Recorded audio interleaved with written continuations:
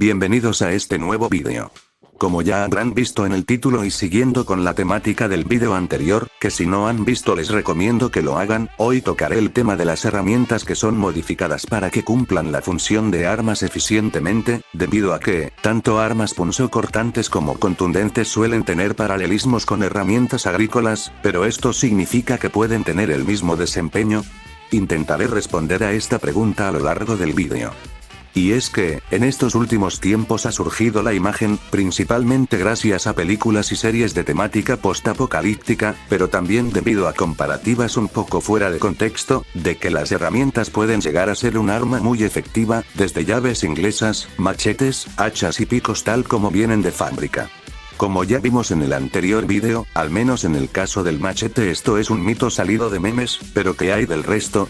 Nuevamente, analizaré las características técnicas de cada una para llegar a la conclusión más objetiva posible.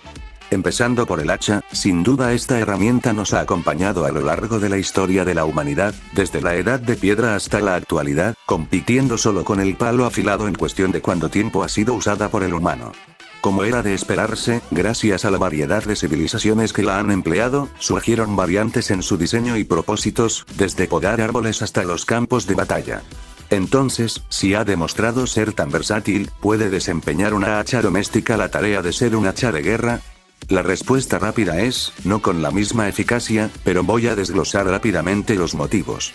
Para empezar, las hachas cortan principalmente por peso, velocidad y su equilibrio, pero eso no lo es todo, aún dentro de su categoría como herramientas, existen distintos tipos de geometría para la cabeza del hacha así como para su cabo, derivando principalmente en tres vertientes: para talar, trozar y tallar madera. Siendo las últimas dos o excesivamente pesadas para su empleo eficaz como arma, o demasiado cortas para ser viables. Sin embargo, a pesar de que el hacha de talar por norma general posee una geometría de hoja dirigida a cortar profundo entre la fibra de la madera, siendo más fina que el resto, todavía dista de tener las características de un hacha de guerra. Y es que aquí quiero desmontar un mito muy extendido acerca de las hachas. La mayoría creen que son prácticamente mazos sumamente pesados, toscos en su manejo y que cortan más porque te parten en dos por su peso que por su filo. Y esto es completamente falso, la mayoría de hachas históricas y sus reproducciones actuales de calidad tienen hojas delgadas, ligeras y afiladas que llegan a rasurar, lejos de ser como se le pinta en el imaginario colectivo, realmente son casi como la hoja de una espada muy ancha y con el espesor de su primer tercio, con su respectivo biselado.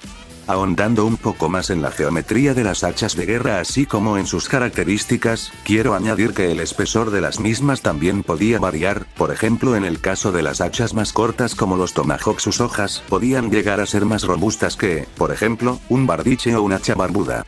Sin embargo, no son tan pesadas como se podría llegar a creer, estando entre los 600 gramos hasta poco más de 2.3 kilos en el caso de hachas de una mano hasta las que miden más de 2 metros como el hacha de asta que fue muy común en los campos de batalla.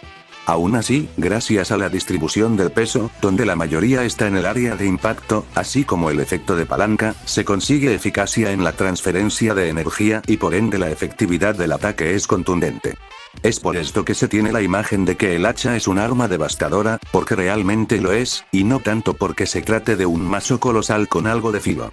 Otro aspecto a tratar es su diseño. Muchas veces, aunque no siempre las hachas pensadas para el combate tenían también la función de ser armas contundentes o perforantes con su otro extremo, algunas llegando a tener la función de hacha, martillo y pica, siendo casi alabadas, mientras que una hacha doméstica con suerte será hacha y martillo si no le temes a invalidar tu garantía.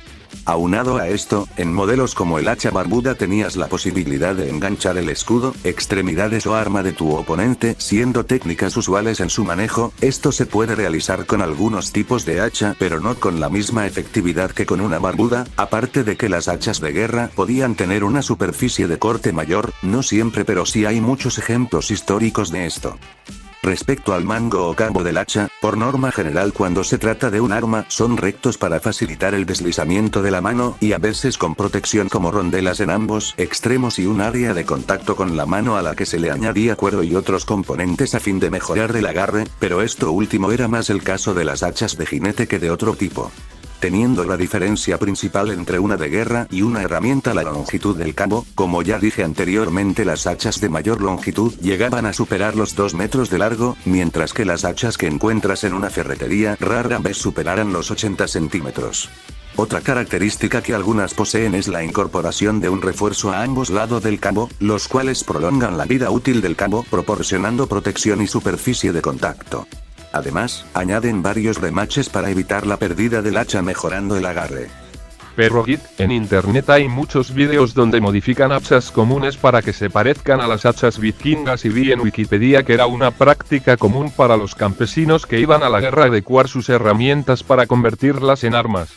Exactamente, para que parezcan una, eso no significa que lo sean. Empezando por el espesor y forma de la hoja, difieren mucho de un hacha vikinga, sobre todo tratándose de un hacha de 2 manos.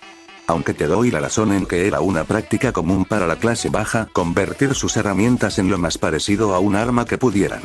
Por cierto, vi que cambiaste de machete. Se lo robé a mi bisabuelo. Antes de pasar a la siguiente comparativa, no podía ignorar un ejemplo donde una herramienta es realmente un arma muy eficaz. Se trata del hacha Igorot, de origen filipino, la cual era usada en ambas actividades, y por su diseño es indudable su capacidad para generar heridas profundas y letales, con una cabeza del hacha relativamente fina, que destaca por tener un pico de un lado y el filo que termina en una punta aguda del otro. El único punto negativo que puedo observar quizás se trate de su alcance, ya que ronda los 50 centímetros, pero esta característica bien puede deberse a la estatura del usuario promedio. Por último, también quiero aclarar que, tanto los tomahawk como las hachas barbudas generalmente servían como herramienta y arma, aunque claramente estas tienen características que les favorecen al desempeñarse como armas, y por tener ya cierto grado de especialización, no se van a desempeñar también en su tarea como herramienta. En fin, continuando con el vídeo, la siguiente arma y herramienta de la que quiero hablar es el martillo. Martillo Gold rompe armadura de placas. Sí, tiene un par de puntos que tal vez no te encanten, machetero promedio. Bueno, creo que el martillo es el arma que menos difiere de su versión como herramienta. Déjenme explicarles, su función es realmente muy simple, golpear fuerte en un área pequeña. Esto lo logra gracias a concentrar su peso en el extremo de la cabeza del martillo, pero muy comúnmente en su diseño se incluía un pico para tener la capacidad, no solo de golpear, sino también de penetrar en armaduras como el gambesón o la cota de malla. También podía servir para desviar ataques.